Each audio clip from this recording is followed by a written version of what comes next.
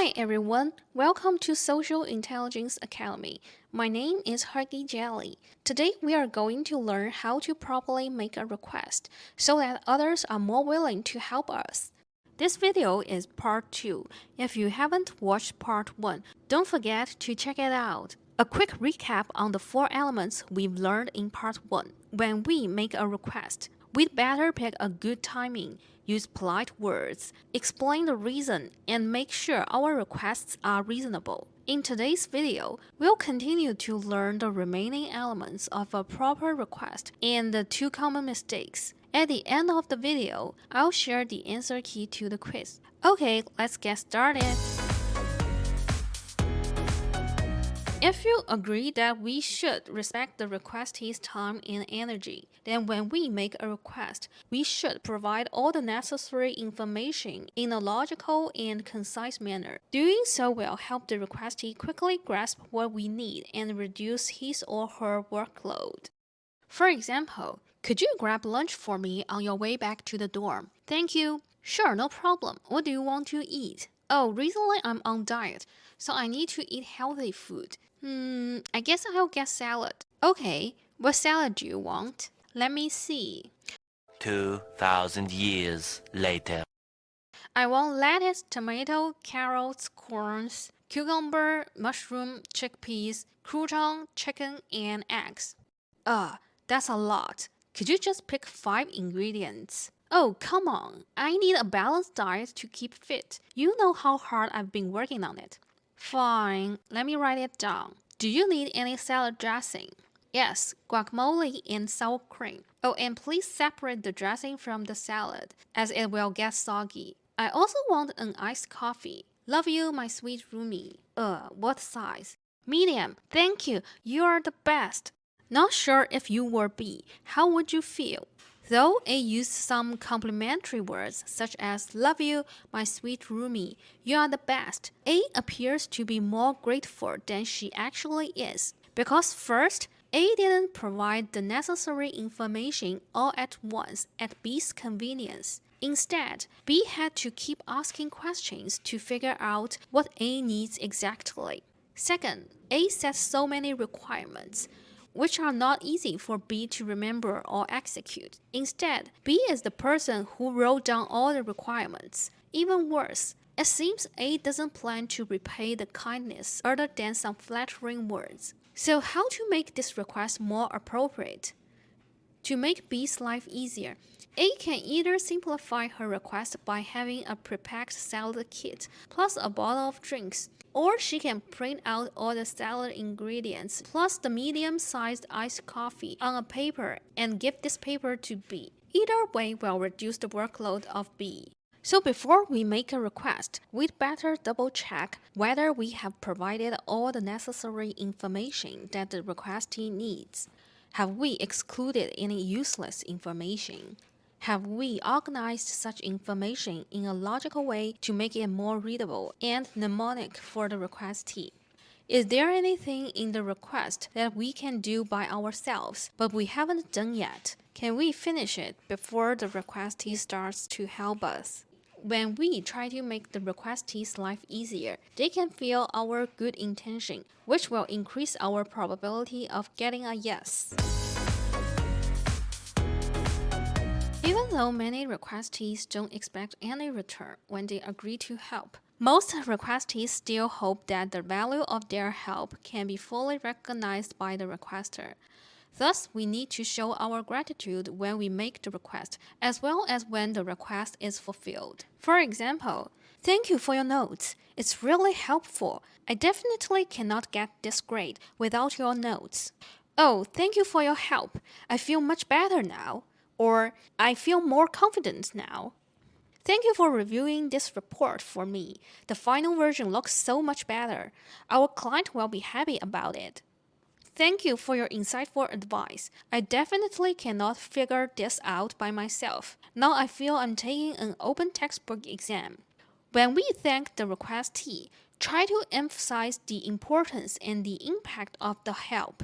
However, on the other hand, we should avoid over-flattering. especially if you don't intend to repay the kindness in the form of, let's say, cash or cash equivalents. Over-flattering plus no repay actually equals hypocritical.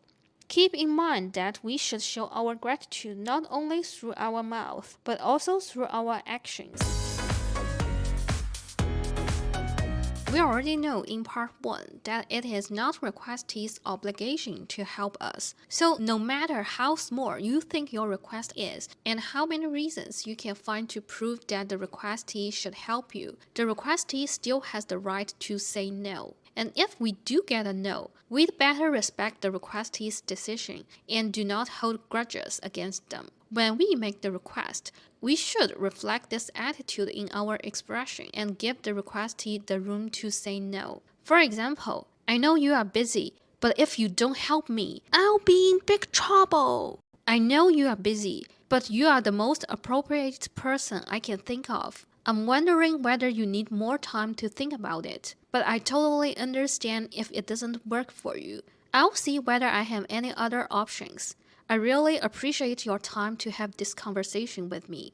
Though B points out that the requestee is the most appropriate person, B also has a backup plan, which gives the requestee the room to say no. This way, the requestee will feel less stressed. On the contrary, A is laying it on thick, and she puts a lot of pressure on the requestee. It sounds like if the requestee refuses to help A, the requestee will leave A in the lurch. However, it is not the requestee who gets A in trouble. In fact, A as an adult is primarily liable for all the karma. Here, A used a technique called moral coercion, which we will learn next. Moral coercion refers to using someone's sense of right and wrong to make them do something they may not want to do. The reasoning behind it is, if something is morally good or morally right, then people should do it. If someone doesn't do it, then that person should be denounced. Some requesters may take advantage of others' identity, profession, wealth, relationship, etc. as a way to constrain the requestee to accept their request. For example, could you help grab lunch for me? We are roomies and we should help each other. Man, you are rich. You should donate 1 million every year. I thought we were friends. I just need a place to stay over the weekend with my boyfriend. Using moral coercion in our expression is like putting a gun to the requestee's head, as they lost the freedom of choice. In addition, oftentimes the requester will be less grateful or even not grateful at all, because insofar as the request is morally good, the requestee should fulfill it, even if the requester has no plan to repay the kindness. So when we make a request, we should be aware of moral coercion and try to avoid it, as it will decrease our probability to get a yes. Some people, for the purpose of persuading the requestee to accept the request, will understate the difficulty level of the request. For example, could you do me a small favor? It won't take you much time. You are an expert in XYZ, so it must be very easy for you. Phrases such as small favor, not much time, very easy, actually understate the value of the requestee's help. In fact, only the requestee can determine whether the request is small or big, whether it will take him long or short, and whether it is easy or hard. Because if the request is really small, then why don't you do it yourself? If the request doesn't take a long time, then why don't you do it yourself? If the request is really easy, then why don't you do it yourself? When we ask others to do something for us, we should realize that it is because we cannot do that thing, or it is not convenient for us to do it during a specific time. Thus, we should fully recognize the requestee's efforts and the fact that their help makes our life easier. Similarly, do not claim that the requestee agrees to help is because it is at his or her convenience. For example, could you grab lunch for me since you have classes in the morning anyway? Not sure whether it is convenient for you. Could you grab lunch for me? Even if A's roommate has classes in the morning, it doesn't mean that she must grab lunch for A. She might have other plans, so we'd better check with the requestee first rather than determine it by ourselves. Here is the answer key to the quiz in part 1. It's okay if you get a slightly different answer, as everybody defines inappropriate differently. If you have any questions about the answer, feel free to leave a comment below.